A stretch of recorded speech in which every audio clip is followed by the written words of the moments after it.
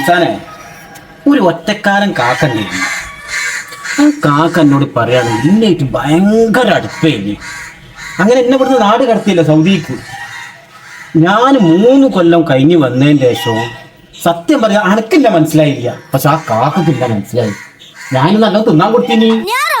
This is my വാപ്പ കുഞ്ഞി. നാട്ടുകാർ വിളിക്കണ കുഞ്ഞി കാക്ക ബിക്കോസ് ഈസ് ഹിഡൻ ടാലന്റ്. നിങ്ങൾക്ക് അറിയണോ വാട്ട് ഈസ് ദാറ്റ്? മൈ വാപ്പ ഒറ്റ ഇരിപ്പിൽ തന്നെ 1000 കാക്കകളെ വരെ വിളിച്ചു വരുത്താനുള്ള കഴിവുണ്ട്. അന്നെനിക്ക് പഞ്ചായത്തിൽ നിന്ന് സ്വീകരണം വരെ കിട്ടീനി. പിന്നെ കാക്കനങ്ങാട്ടി ശല്യം മൂപ്പരെ കൊണ്ടായപ്പോ നാട്ടുകാരും എല്ലാ നാടെടുത്തു അങ്ങ് സൗദി അറേബ്യക്ക്.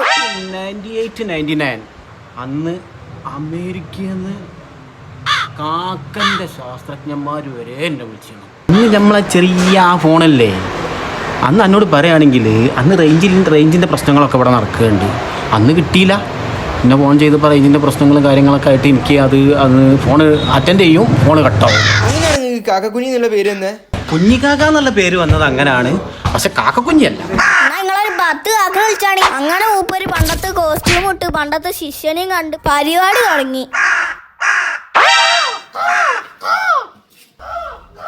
മൂപ്പര് കാര്യമായിട്ട് എന്തോ ചെയ്യണ്ടേ, നമ്മക്കൊന്നും മനസ്സിലാകാത്തോണ്ട് നമ്മള് മുണ്ടാന്നേ. മൂപ്പര് കൊറേ തൊള്ളട്ട് കീറിയപ്പോ സങ്കടം കൊണ്ടാ തോന്നുന്നുണ്ട് 3 കാക്കച്ച വന്ന്.